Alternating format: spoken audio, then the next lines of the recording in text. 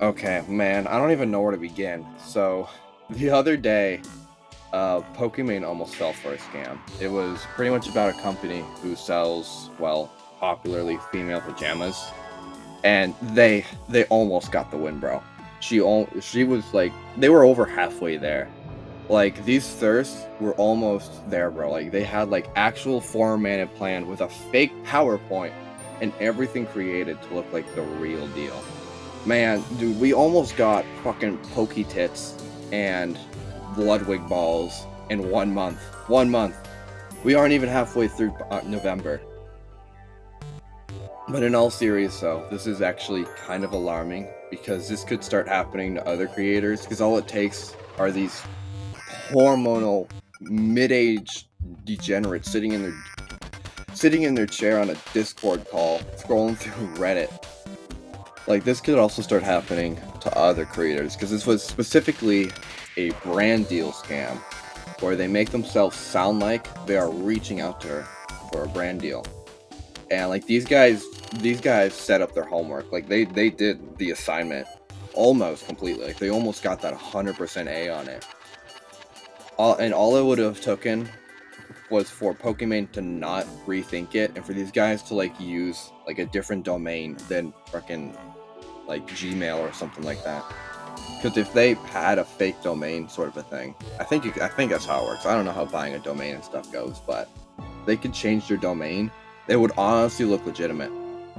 Like, okay, Pokimane posted a video on her TikTok explaining this situation, and she actually explains it pretty well. So I'll play it for y'all. It all started a couple weeks ago when I got an email from this company called lmao. If you don't know, they make like loungewear, bras, undergarments, things like that. And I actually mentioned them in one of my past videos because I wear their bras all the time, really comfy, love them. And sometimes when you order from a company and you talk about them, since they have your email from the order that you made, they'll email you and just say like, oh, thank you for the shout out. And they asked me if I wanted some PR, which like, if you use the stuff, why not, right? So afterwards, they sent me like this PowerPoint of this new collection that they want to launch, and they said that they just need my measurements and my address, and that they'll send me like 3 custom bras, whatever. However, I was in New York at the time, so I said, hey, can I send you all this stuff in a week when I'm back home? And they said, yeah, that's totally fine. They follow up a few days later when I'm back in LA, and I go to take my measurements, and that's when I look at the email with the diagram they sent me and everything, and I realized that they weren't showing me how to take my measurements. They were asking me to put tape measure around me and send them a photo of my bare chest. No company is going to ask you to send them a photo of your yitties. So that's when I realized this whole time I've been speaking to a scammer. They made a fake email pretending to be working at the company, and they added the same ending that the company would use, but then they put at hotmail.com. But they were also forwarding me fake emails from their fake boss, obviously just editing to pretend like it's a legit company email. They made a fake multi-page PowerPoint. And this person had kindly followed up numerous times. The amount of effort they put in is both comical and frightening. I don't even want to think about what they would have done if I actually sent them anything. Whether it's extort me for money, blackmail me. Leak her tits to all the other gremlins. Like, if they have my address, it's even worse. That's also why you should always send stuff to a P.O. box. Do not give companies your actual address. Yeah, they would have changed like their domain. It changed from like gigachad at gmail.com to something like gigachad at gigachad.com. But these guys just pulled off a few more steps. Just a few more. They would have gone the pokey chonkers. And this could have happened to other content creators, but of course, the big case, the first one that I hear of, is of course the tier 4 simp queen herself, who's always getting targeted by some degenerate sitting on a UAV with a fucking sniper or something. Now, this sort of thing happens to all of YouTubers, right?